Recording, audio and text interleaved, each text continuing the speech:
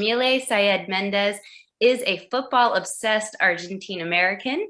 She is the mother of 5 kids and 2 adorable dogs, an inaugural Walter Dean Myers Grant recipient, a graduate of Voices of Our Nation and the Vermont College of Fine Arts MFA Writing for Children program. Mendez is also part of Las Musas, the first collective of women and non-binary Latinx middle grade and young adult authors. Furia is a Reese Witherspoon and Hello Sunshine Book Club YA pick, recipient of the 2021 Pura Belpré Young Adult Author Medal, one of BuzzFeed's must-read YA books of 2020, a Best Book of the Year from Cosmopolitan, Kirkus Reviews, She Reads, and New York Public Library. And Reese Witherspoon says, I quote, "This book will set your dreams on fire." Yamile, welcome. Hello, thank you so much for the wonderful introduction. Thank you. Thank you for having me also. Oh my gosh, we're so excited. Thank you for being with us. We love Furia, as the world does, as you could tell from my introduction. So many awards, big congratulations to you. Now out in paperback. Yay! Yes, little sister. Yes. We're just so thrilled. I have lots of questions to dive into. For those of you that haven't read Furia yet, Furia is the nickname of Camilla, who's the protagonist in the book, and receives that nickname in the first few chapters, where she dominates the field in a very important match that really sets her on course to realizing these big football dreams that she has for herself. I personally could not put it down. I'm telling you, I read this book in 2 days' time. It pulls on your heartstrings the whole way through. So I thought, Yamile, if you would be so kind, maybe you could start us off with a little synopsis and reading for our viewers. Of course, thank you so much, Dana. So like you said, Furia is the alter ego of Camila Hassan, who's 17 years old, and she was born and raised in Rosario, Argentina, just like I was. And Rosario, besides being the Argentine cradle of the flag, it's also a cradle of famous soccer players. Leo Messi, Angel Di Maria, Mauro Icardi, so many other superstars were born in Rosario or the surrounding areas of Santa Fe, which is the province where Rosario is. And if you notice all these people that I'm naming that are known all over the world by their nickname or their name, they're all men. And so I wanted to create and show the other side of the coin, because girls and women have been a part of soccer or football in Rosario since its very beginnings, when it was brought to Argentina by the English railroad workers. And like you said, Dana, she is given this name during a game. So I am going to read actually from that chapter. I had it already marked. Chapter 1, we see Camila lying to her mom and it's saying that she's going to go to her friend Roxana's to study. The mom thinks that Camila is going to go to medical school in Argentina. We have high school, and which is our 12th grade. It's the 5th year of high school.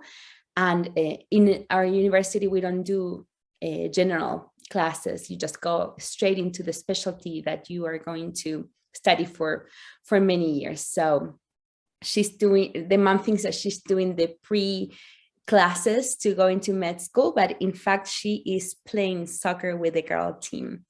And she is playing a championship game, which is super important because if they win, they will qualify for a South American tournament that will be watched by scouts and coaches from all over the world, especially the US, which is where Camila dreams to play.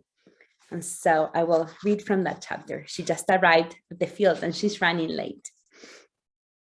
The bus arrived in Barrio General José de San Martín just as my watch pointed at 3:15. I was late. I ran the rest of the way to Parque Irigoyen Field. Central Córdoba Stadium loomed right behind it, but our girls' league had no access there. When I arrived, a referee in antiquated black, a guy, was checking my team's shin guards. Roxana, our goalie and my best friend, sent me a killer glare as I peeled out of my sweatpants and sweater to reveal the blue and silver of my uniform. I took the last place in line and knocked on my shins to prove I was protected. The rest of the girls dispersed, and I laced my boots. Pablo's hand-me-downs, which were falling apart and smelled like an animal had died and decomposed in them. "You're late, Hassan," Coach said. A lifetime of squinting and playing tough in a man's world had left a map of lines on her face, which said I'd better apologize or I wouldn't like my destination. "I'm sorry. I didn't promise it wouldn't happen again. I could lie to my mom, but to Coach Alicia, absolutely not." On the opposite side of the field, the Royals in purple and gold warmed up, doing jumping jacks and stretches. "Today's a big day," Coach Alicia muttered like she was talking to herself, but I recognized the hope blazing in her words. If we won, we'd go to the Sudamericano Women's Tournament in December, and that would bring us all kinds of things that were impossible right now: exposure, opportunities, respect. I was a dreamer, but Coach Alicia was one of the most ambitious people I knew. She wanted so much for us. If we win, a pro team might finally notice you. I had hoped Gabby would be here today, but in December, by then, there'll be no hiding your talents, Hassan. Coach's sister, Gabby, worked with a super successful team somewhere up north. The rebellious futboleras like us couldn't go pro in Argentina. In the States, though, it was a different story. Every time Coach talked about some of us girls going pro, I wanted to believe her, but to hide my ridiculous dreams, I laughed dismissively. Coach Alicia pierced me with her falcon eyes. "Don't laugh. You might not be playing at El Gigante yet, but you have more talent than your brother. You'll go further than he will, mark my words." Pablo would be a richer for sure. I only wanted the chance to play, but even that was like wishing for the moon. Coach Alicia half smiled. "You have something Pablo doesn't." "What?" "Freedom from society's expectations." "Thanks, I guess." "Now, don't give me that look." She placed an arm over my shoulder in an almost hug. "Pablo's a professional now. If he doesn't perform, the press lays him. You don't have that pressure, except from me. I want nothing but the best from you today. ¿Está claro?" "Like water," I replied, still wounded. She winked at me and handed me a captain band. She walked away before I could explain that she was asking too much, that I was just a girl with strong legs and a stubborn streak. And I'm gonna jump to the end of this chapter.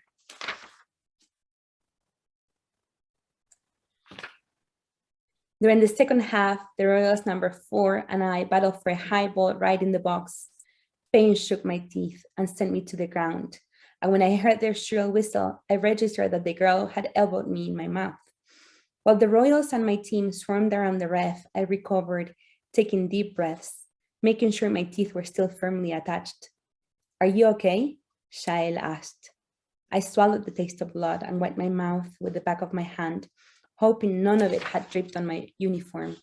I didn't have a spare jersey, but when I glanced down to check, it was clean. La difunta's blessing was still protecting me. My knees were a little wobbly as I stood up, but the nerves stayed on the dirt. I'm fine. The Royals didn't reach Roxana's kingdom until near the end of the game, when the ref gave them a free kick dangerously close to the box. With only minutes left, there was no way we could let them close the gap. 2-0 is the most dangerous score of all. I joined the defense to make a protective wall in front of Roxana as the blonde Royal captain got ready to shoot. She glanced over at her coach, then at me. At 1 meter and 55 centimeters, I was the shortest person on my team. She tried to send it over my head. I was her only opening, so I jumped, and the ball hit me right in the face. Stars exploded in my eyes as I fell hard on the ground, where I stayed, catching my breath. "Hassan, do you need a sub?" Coach Alicia called from the sidelines. I pretended not to hear her. Mia had already left with a painful ankle. We didn't have another sub. No way in hell would I have left the field before the final whistle. Taking my sweet time, I climbed back up to my feet. 1 more minute, the ref called. Mabel, our number 5, kicked the ball back and forth with Cynthia, then back to Roxana, the expert in letting time slip by. The royals fans shrieked, enraged. At last, the ref blew the final whistle. Before the sound was swallowed by the roar of the crowd, our team was running to coach Alicia. The Fongs and our other fans broke onto the field, kicking up dust that mixed with firecracker smoke. It smelled of miracles. Camila, you were a Furia. Mrs. Fong's voice was hoarse as she baptized me with a new name.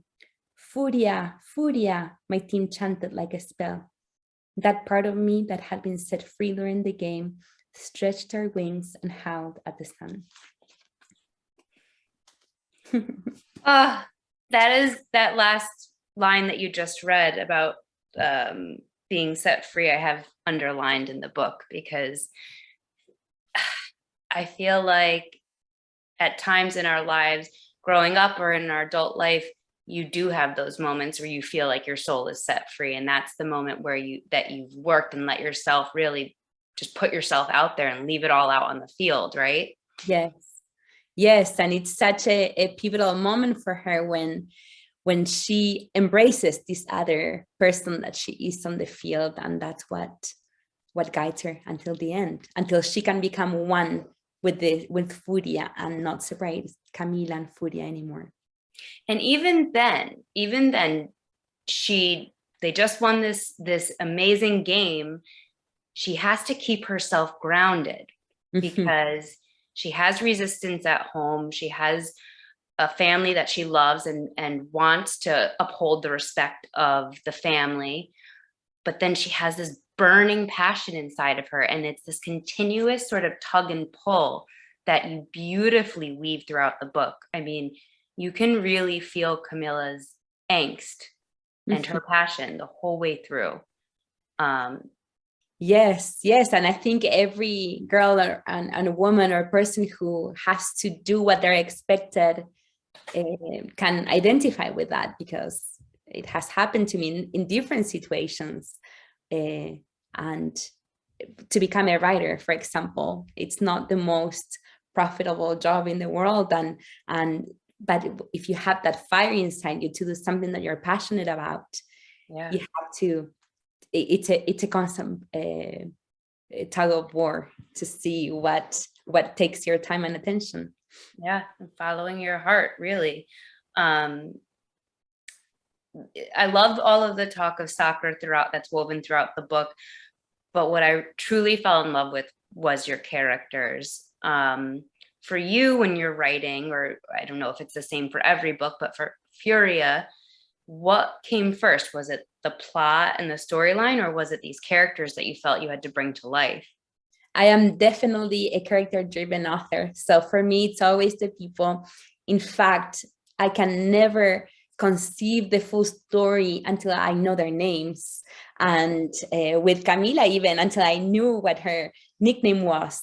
Because in soccer, like in many other sports, sometimes the players are given nicknames when they're very young and they have no control over. It's like they're destined to become what they been baptized with by somebody, right? A coach or a previous team. So for me, I had to know who she was on the field until I finally could see her whole journey. But all of the characters, the main cast, her family, how it's composed, the love interest, her best friend, Roxana. Roxana had a different name, actually, but she's always been Roxana. She's always had the Chinese ancestry that is so integral to who she is.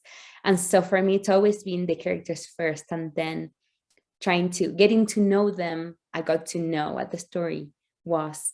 And it's been the same with every story that I've written. Even in my picture books, in which the characters are not named, I have to know who they are first before I can figure out what they want.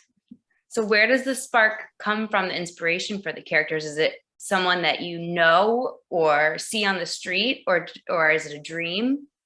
It depends. With Furia, I don't really, I mean, I started writing Furia a long time ago, back in 2006, which seems like, oh my goodness, forever and ever ago. But I've always had Camila in the back of my mind, and she's always been her, and she doesn't look like anybody else that I've met. In fact, she's like compilation of girls and women that I've met growing up. Sometimes people ask me if she's based on me, and it's Furia is not an autobiographical novel, but of course I pulled so much from my real life to create her. But I always say, if there's anybody that's more reflected in the book, it's my mom.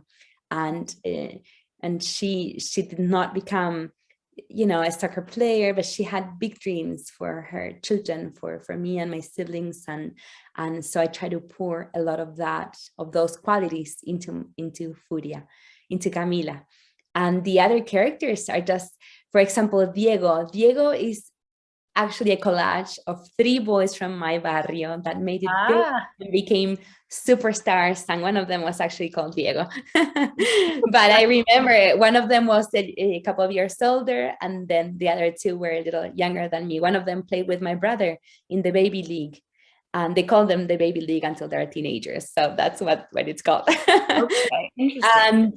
And yes, and they were just boys that would walk to practice in flip-flops and protect those soccer boots like they were made of gold, because their families could not afford a replacement if they got, torn or if they got stolen. And so they made such sacrifices to be able to reach their goals. So little details of their stories are all combined to make Diego. And then the rest of the characters are just people that I knew all my life. And that's how but they're, even though sometimes they're based in real people, they're still their own. They have their own characteristics, their own flaws and virtues. And so they're just my imaginary friends in an extra level. I love it. Their personalities are strong. They jump off the page, and then, sometimes when we speak with authors, they say they really develop and then kind of run away with you. Their personalities become so strong that they dictate the way the plot goes. Yes, and sometimes I struggled with Furia when I was trying to learn how to write the story that was in my mind and in my heart, because I was trying to put the characters to conform to a plot line that didn't really fit them. So that's why I had to get to know them. And that's why I always say I had to grow as an author and as a woman to know who I was before I could tell the story too. Yeah. So I feel like I was a very different person when I was writing the book, and then since the book has come out, and the more although the book has been out for 2 years, because I've been able to share so many events with readers that I can talk about the creative process, I can see things that my subconscious planted that I didn't add consciously, but a part of me knew that they were important and put them in the characters or in the plot lines. So it is incredible. I don't know. It's magic. It is it's the closest thing to magic that I can think of. Oh my gosh. And then Reese Witherspoon picks it up and names it her second ever YA book club pick for Hello Sunshine. Yes. Can you tell us about that? I mean, how does that even work? I'm not sure how it happened, because nobody really knows the details. That's another mysterious thing. But I had been working on Furia for a long time. Finally, my publisher offered it a home at Algonquin Young Readers. And so we worked on revisions. I went to Argentina in November 2019 to work on the very final touches.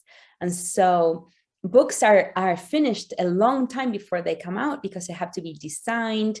They have to, the early copies have to go out. And I guess somebody gave Reese, or one of her readers, and then Reese, an early copy.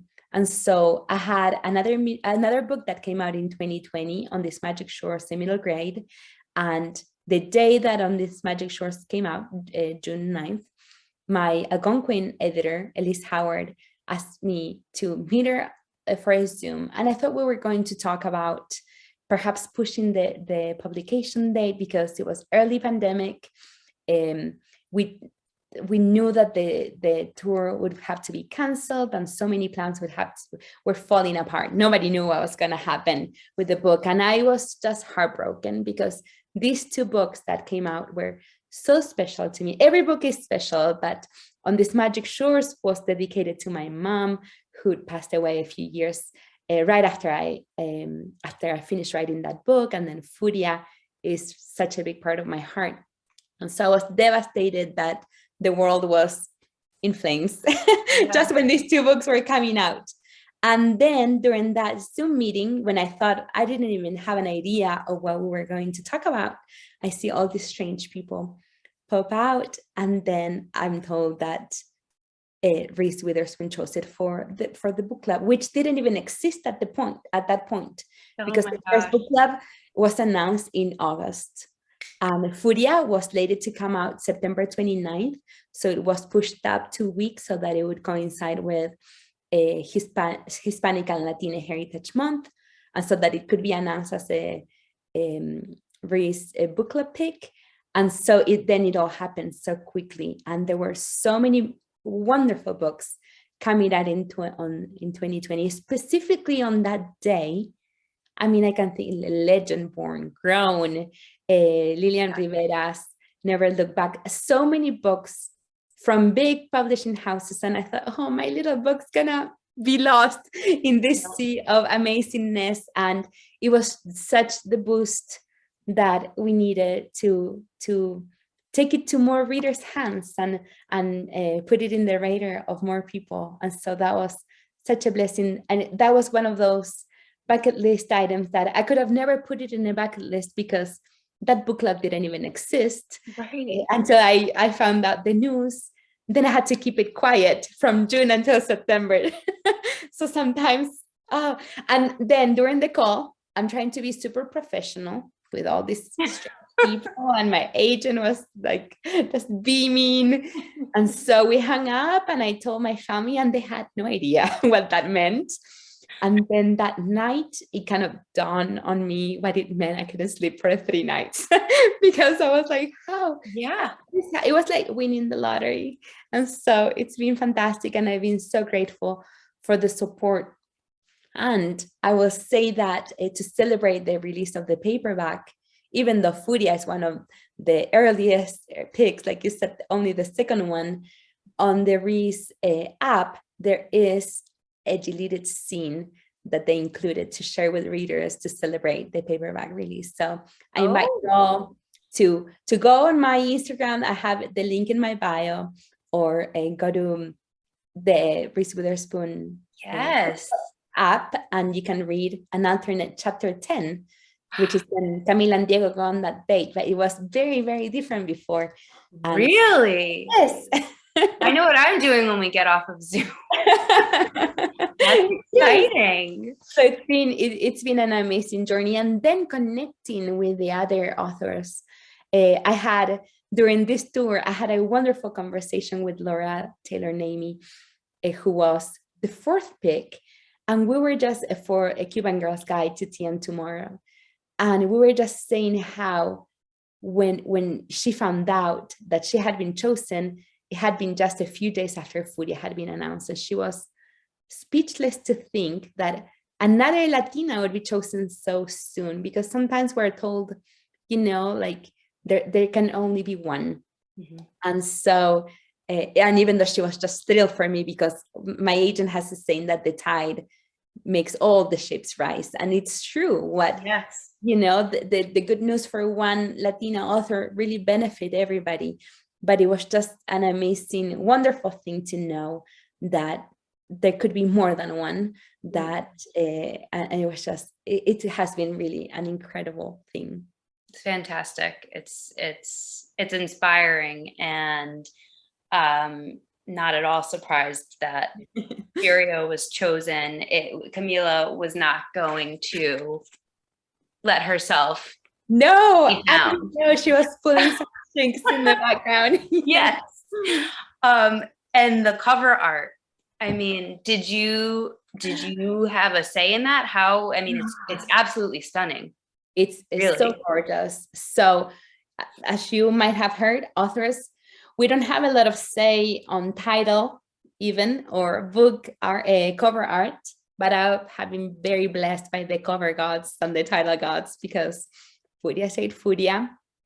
In fact, when my editor acquired it, we had gone out with the title in English, because even back then in 2018, the market was very different. You didn't see books with words in a different language on the title. And Elise said from the very beginning, "Oh, she's Furia. We're not gonna translate her name." And then for the cover, I had a very particular. I'm not an artist, a visual artist, and so I said I'm very flexible. I just want it to be beautiful, and I trust that it'll be beautiful. Rachelle Baker is the artist who illustrated it, and her art is just beautiful, stunning. And I sent her pictures of girls from the Argentine national soccer team that I imagine could look a little like Camila. It was very important for me that the girl on the cover was a brown-skinned Argentine girl. A lot of the media that we get from Argentina features the more European-looking Argentines, and that's pretty much everything we see on TV or movies even. But I wanted to show that we come in a wonderful palette of different colors, and Camila's ancestry is such a vital part of the story that I wanted that reflected.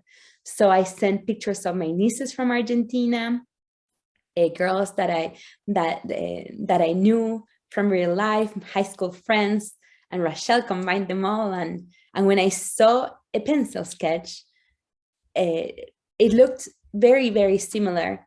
Like the base was just the same, but it didn't have color.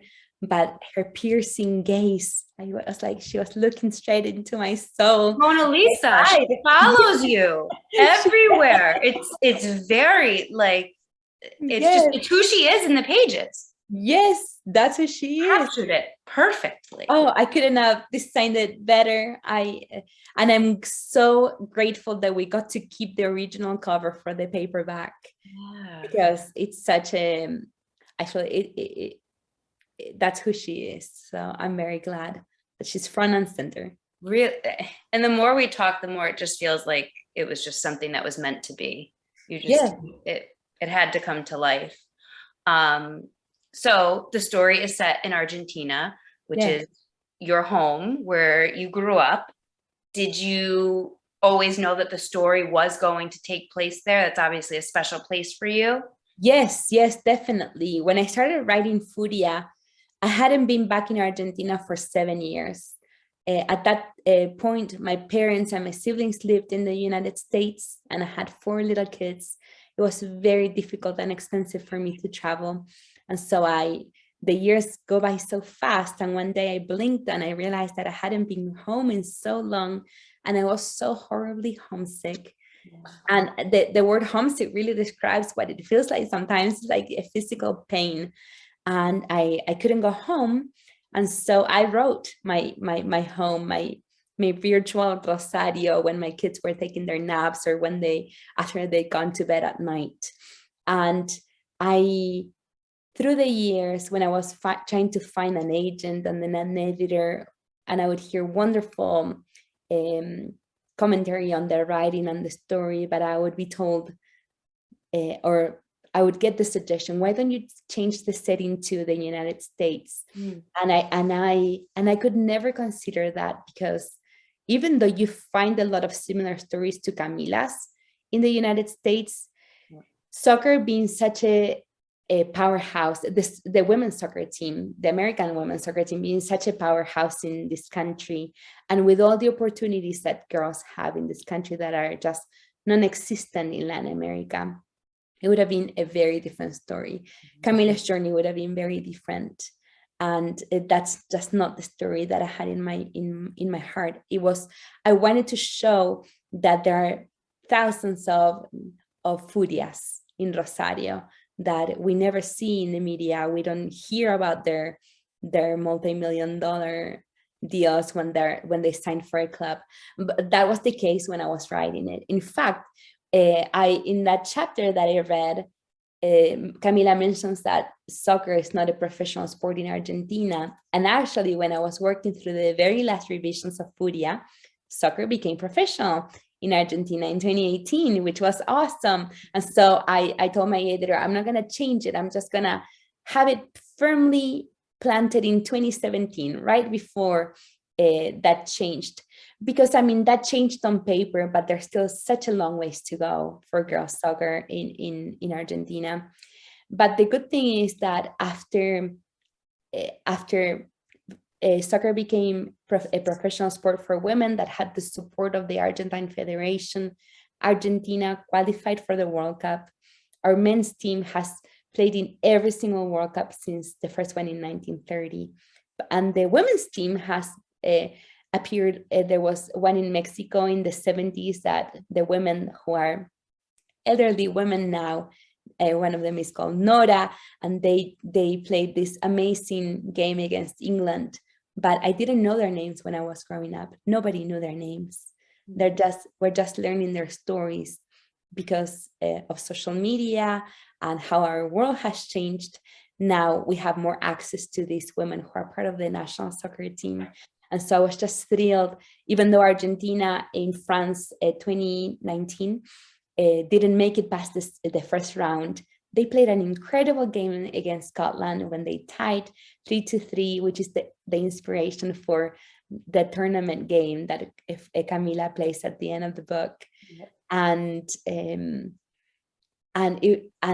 then you see how people started following these women and girls in the team. They became household names. And now when the Argentine Federation presents the new jerseys with Leo Messi and all the superstars, the women and the girls from the team are there side by side, and they're all mixed together, and there's no difference. At least, that's what we see. And so that has been such a welcome change. And again, what a long answer that I gave you. It had to be said in Argentina because I wanted to convey that passion. Here in Utah, we had the Real Salt Lake, and we had the Utah Royals, that which is the team where Camila ends up playing. Mm-hmm. The Royals sadly had to move back to Oklahoma because of funding issues last year, and we're hoping that they'll be back to Utah. But when with my family we go to the stadium, although the fans are wonderful and they cheer, it can't compare to what it's like to be in a soccer stadium in Latin America. And so I wanted to show all those things, and it could only happen if I set the book there in Rosario. I'm so happy that you stuck to what you envisioned for this book, because I agree. I think it would have been a very different book, a very different story if you had to change that. That's a big part of the heart of it. Yes. And the diversity of the characters. I mean, is that a true reflection of Rosario? Yes, it totally is. So Camila's ancestry is basically mine. I have a great grandmother who was a Jewish woman from Yugoslavia, which doesn't even exist anymore. And she was from the area that is now Croatia. And my great grandfather was Syrian Lebanese. I have Italian family. My great grandmother came to Argentina with an Italian passport, actually, because she was escaping the war. And so there is an enormous Chinese community, and the largest Irish community out of Ireland is in Argentina, believe it or not. And so these are things that people don't realize how diverse it is. And also there was the slave trade also brought people from Africa in the same way that they came to the United States. So, and they're all mixed, and it's a very completely, the racial relations are so different from what they are in the United States. Not to say that there's no racism or prejudice. We have our own issues, and we didn't have a civil rights movement like here in the United States. But every time I'm asked, I've never been asked where I'm from in Argentina. And when I'm asked here in the United States, I would say I'm from Argentina, even though my name is Arabic and, my ancestry is so mixed.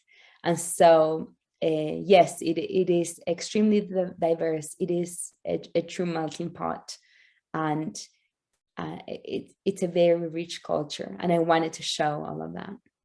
I'm so glad you did. And that's one of your children pictures books is Where Are You From? Or Yes, where are right? you from? Yeah. Yes. And I mean, your writing really spans and it reaches people of all different ages. And I really admire that. And it really touches my heart. Was it your writing process for Furia different being your first YA, or was it the same sort of process that you've done the whole way through? It's kind of a very layered answer that I will give you, because although Furia is my first YA book, that is one of my last books to be published, it was perhaps the first one that I wrote attempting to be published. And again, the journey was so long that it was my sixth book that was published, actually. And so, and the process, sometimes some stories have been dormant or in the back of my mind for a long time. Like with Where Are You From? I wrote it when I was doing my master's degree at the Vermont College of Fine Arts, and I didn't do it for any particular class, although I took a semester specifically studying picture books, but I didn't write Where Are You From then. I think I got the skills and the craft tools that I needed. And then Where Are You From is actually based on a real life event. I have 5 children. My husband's Puerto Rican. He also has a very varied ancestry. And so when people ask me where I'm from, I say Argentina without hesitation, although I've been a US citizen for a long, long time. And so that's my husband. He's 100% Puerto Rican, although, you know, they have American passports. There is no such a thing as a Puerto Rican passport. And so when my kids are asked, it's a very different story. They were all born in the United States. Yeah. And it's kind of funny because for a long time, my oldest thought that he was from Argentina. He wanted to be a soccer player. And so when he was asked, he would just look at me and not know what to say. And so I wrote a poem from trying to figure out what answer to give my children that would help them figure out where they are from. And that's where the picture book came from. And so I feel like writing for different age groups gives me the opportunity to explore similar themes through different lenses. Mm-hmm. A picture book, you only have about 200, 300 words to explore one question. Yeah. In Furia, there are many questions, and I had 75,000 words that I could explore different ways and different questions and give different answers. And so it's super exciting. And it is a privilege that I get to write for different age groups. And I do feel like part of my soul was stuck in different time periods, like entering school. I loved school so much. So for me, going into kindergarten was like going into paradise. And I was one of those kids that, you know, just love school so much, even to this day, as you can see by my books. Yes. And then the middle grade years, being 11, when you go and jump that, you know, barrier from childhood into becoming a teenager and finding out who you are. So I love writing for that age group. It's so, going through puberty is so hard and so complicated. And so, and friendship means everything for children at that age. So you need a Roxana, you really do. Yes, you do. You need your friends beside you, and they're important even as you grow up. So I'm just blessed that I get to write for the little versions of me that stayed inside me. And these are questions that I've been wondering about all my life, and now I get to explore them in novels. Oh, I love it. And they live on in these stories, and they're helping, I'm sure, thousands and thousands. That's the dream. Yes. And did you publish, I have 5 books during the pandemic. Yes. That is incredible. Bravo. Thank you. Did you find it easier or more difficult or just different to write at that changing time in our lives? So I had different stages of the pandemic hit me in different ways. Yeah. And at the very beginning, I had no option but to keep writing because I was under contract for different things. I was working on Wish Upon a Stray. I was working on several short stories. And I had already written the picture book, What Will You Be? And so I just kept trudging along. Things became a little complicated when my kids went to remote learning. And the time that my sacred time to work on my books is in the morning, specifically when they're all in school. Once they come home, they have their activities, they're very active, and I'm a mom. And so not having that separation, my kids used to joke during early 2020 saying, "Oh, mom, your routine didn't really change that much. You're still home." And it changed a lot because I was home alone. Now I have my husband. He usually traveled so much for work, and 2020 was the first year since we got married pretty much that he was home all the time. Yeah. And so it was a little difficult, especially with the uncertainty. There were moments when I kept thinking, why am I working so hard if perhaps these stories are never going to reach the readers? What is the point? It was also a little difficult to find light and joy when the world was so dark. And at the same time, the stories became a refuge for me. That's when I wrote a proposal for my romance book that will come out in the summer. And then I started writing another book of my heart, which hopefully will be my second YA that I turned in last month. I turned in a revision on last month. And so I started writing it by hand, because writing on the computer where I got the news, where it felt like work, wasn't bringing the magic for me anymore. So I just wrote by hand. I wrote 4 notebooks by hand. Wow. And then later that in 2020, I transferred them to the computer. And so it ebbs and flows. In a way, it was easy because I had more time. With tours being canceled, I had the luxury of being home, which was fantastic, has been fantastic. I'm not that kind of author that can write on the road. I get really tired and it's exhausting. I give so much of me in presentations or with readers that then I just can't function anymore. But doing the Zooms has been a different story. They're demanding in a different way, but at the end of the Zoom, I'm home. I get to make dinner for my family and share dinner with them, and then read to my little one, and then go back and work on a story just for fun. And so there has been pros and cons. And the best part has been reaching an audience, like we were saying before the Zoom came live, that with technology, I've been able to reach an audience that perhaps I wouldn't have been able to before the pandemic. I've had conversations with book clubs in other countries. I've been able to share Furia even in Spanish, even though the Spanish version is not out yet. So it's been quite an experience that I could have never foreseen. Yeah. The silver lining is absolutely there. The reach is far. Yeah. So I couldn't agree more. When you're writing, do you write in English or Spanish initially? I write in English, and Furia is perhaps my only book that gave me a little bit of a hard time in terms of language, because it's set in Argentina, and so everybody's speaking Spanish the whole time, and I've had to give the illusion that they're speaking Spanish writing in English.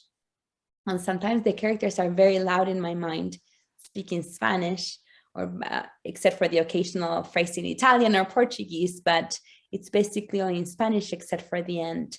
And a similar thing has been happening to me with my other YA that is also set in Rosario, different time period, different characters, but same city.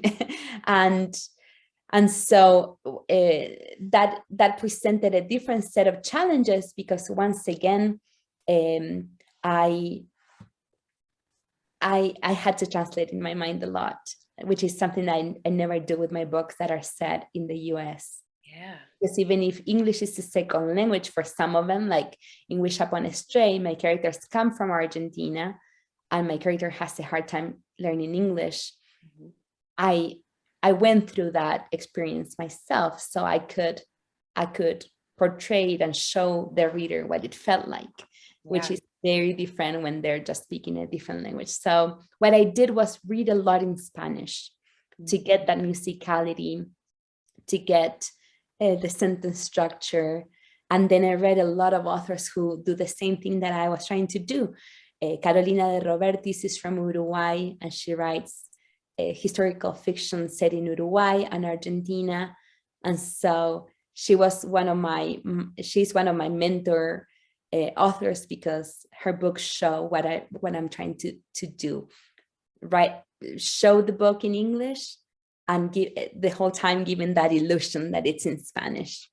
You did it so beautifully. And then you chose certain phrases that you kept in Spanish, and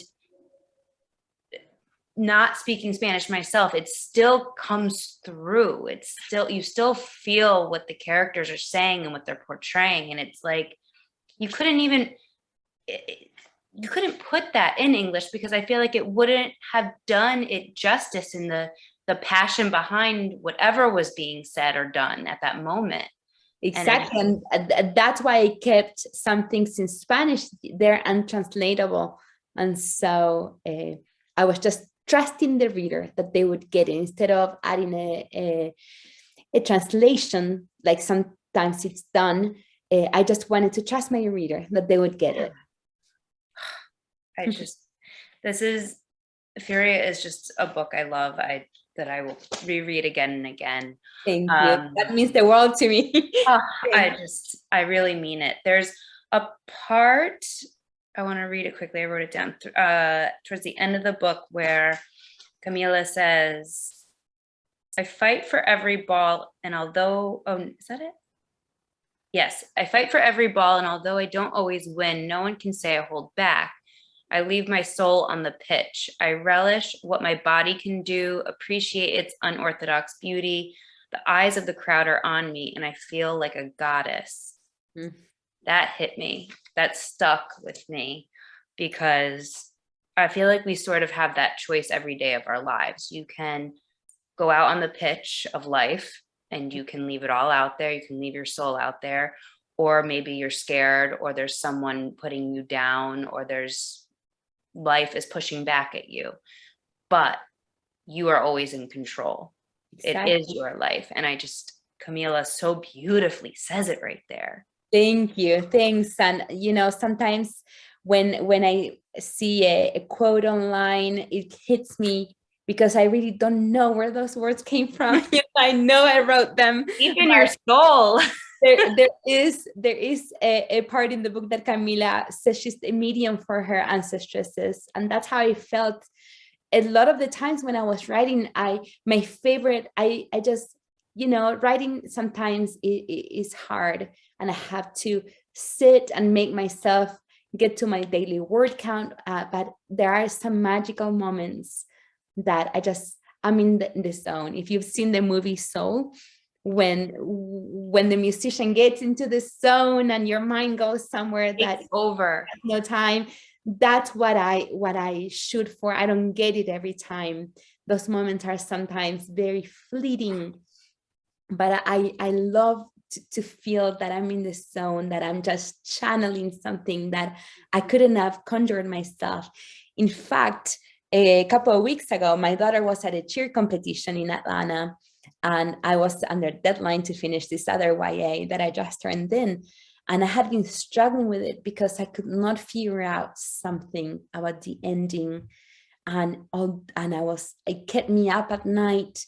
And when I was working, I was approaching that point of the book that I didn't know yet. I knew how it ended, but there was one critical revelation that I didn't know yet. And we were coming back home from Atlanta, and I was at the security line of the airport waiting for my luggage to go through the X-ray machine. And it was like that column of light falling on me and my mind just exploding. And I'm like, I know who it is.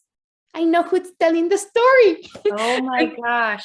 And the answer was there in the book all along. I just hadn't seen it. Like, I didn't have to go back. And sometimes I get these revelations and I have to go back and change things. I didn't have to do that at all this time. And I'm hoping it worked. I'm hoping that when my editor reads it, she'll be like, yes, you did it. But it's like unlocking that door that had been closed. So I live for those moments, and it doesn't always happen. It doesn't happen with every book, but I'm always so grateful when it does, when I don't know, angels or my grandmas who passed on my mom or somebody whispers the answer to me that I've been waiting for. So it's a magical moment. Oh my gosh, I bet. And then at that moment, do you just scramble for a pen and paper, or I guess you have your phone on you so you can like my notes. And then I worked on the airplane the 4-hour. Stop everything. Yes. Halt the line. I had written down in direct response to that quote that I just read, have there been moments in your life where your own belief in yourself may have faltered, and then you had to sort of summon that courage to leave it all out on the line? So many times. Yeah. I always say, I came to this country when I was 19 years old. I have a daughter who's 19 now. And I always say, I don't know how my mom, who was so protective of me, how she let me go to a foreign country by myself where I knew nobody. I don't know how she let me. And I'm so grateful that she did. And I'm so grateful to my old young self for having this blazing hope that I could do this, that I could leave my home, my family, my country, come to the United States to go to school. It was so difficult. And my parents were not affluent people. They were just normal working class. We lived in government housing. But for my parents, education was everything, was a way to succeed. And even if it wasn't materially, financially, the more education, the more power you get. And so I'm just grateful that I didn't give up when there were so many obstacles in the way. I always think of Argentina goes through these very terrible periods of financial crisis, and they're going through a very serious right now. And I think how difficult, how it would be impossible for me to make that jump, to be able to come. If I were in Argentina right now, even if I had all the willpower, it would be impossible. So I'm grateful that the right circumstances presented themselves so that with my drive, I could come and go to school here. And the same thing with many things in my life, like becoming an author and learning how to tell a story. I went to school and studied economics. But my passion was always writing stories. So I had to teach myself as much as I could. And when I couldn't teach myself anymore, I went back and did my master's. And I always say a little disclaimer for whoever's watching this: you don't need a master's degree to be an author. There are so many successful and talented and brilliant authors who don't have a master's degree in writing. But that's the route that I chose. And it helped me, and it informed my life and my writing in such rich ways that I'm very grateful that I went that route. And so even revising Furia I didn't know if I was going to be able to meet my editor's expectations. And it did. Because they wouldn't have published it if it wasn't up to their expectations. And that's what I tell myself. I think it went above and beyond. And then putting all the success of Furia beside, I started a new story without the weight of the expectations. That was hard when I was trying to revise it, because I kept thinking, what if this one is not received the same way? What if I don't know how to do it anymore? Or if I don't know how to do it with this book? And so constantly, it was a daily exercise for me to put those fears and insecurities aside. In fact, when I sent the book on Monday to my editor, Sarah, we've also been working on an anthology of horror stories with her, and Amparo Ortiz, my co-editor. And so she's been busy with that. She was emailing me things about the anthology, but she had said nothing about this new YA book. And I was so afraid. I'm like, what if she didn't get it? So I sent a little nudge and she's like, I got it. I'm excited to read it. Leave your insecurities aside. I'm like, I'm sorry. They know me by now, 4 years working together. They know my process. And I said, I'm not a neurotic person. Just with this book, I just wanted to do so much. You pour so much into it in your heart and soul, and then that little pesky doubt, that little self-doubt that always there, just waiting to find its little window to pop in. But I'm glad that you pushed through, because you produce beautiful work, and an hour has quite literally disappeared. It's incredible. It's like I'm not kidding. I have 2 pages more of, that's how much this book has touched me. For our readers at the store, picking up Furia off the shelf, what is your greatest hope that they take away from it when they finish this book? Oh, I think they will just be inspired to follow their dreams, whatever they may be, even if they're not soccer related, especially if they're not soccer related. Sometimes people say, I don't know if the book's for me. I don't like sports. I feel like it's the story is much more than sports.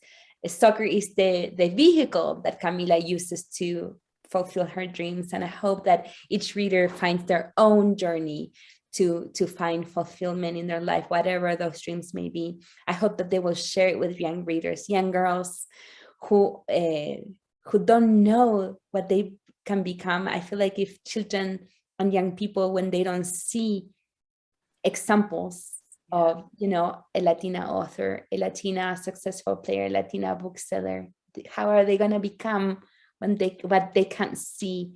It's so important for them to see representation. And I hope that they will inspire to tell their own story. Before being a writer, I'm a reader first and foremost. And I can't wait to read the stories that come from Furia. Oh. That would be the best. Well, we are anxiously and excitedly awaiting to see what comes out next for you. I know there are items in the works, and we are so excited. So thank you very much for your time tonight. Congratulations on your success and just everything. We really appreciate it. To all of our audience, our viewers, we thank you for joining us tonight, and as always, for supporting your local independent bookstores. Yeah. Thank you. Thank you for all you do. And thank you for joining me tonight. And if there's a question that we didn't get to, you can always reach me on my social media. I'm Yamile Saied Mendez on Twitter and Instagram, and also on my website, yamileSmendez.com. There's a contact form, and I always try to do my best to get to readers' questions or comments. Thank you, Yamile. You are fantastic. We love you. Thank you. Good night. Good night. Bye-bye, everybody. Bye, everyone.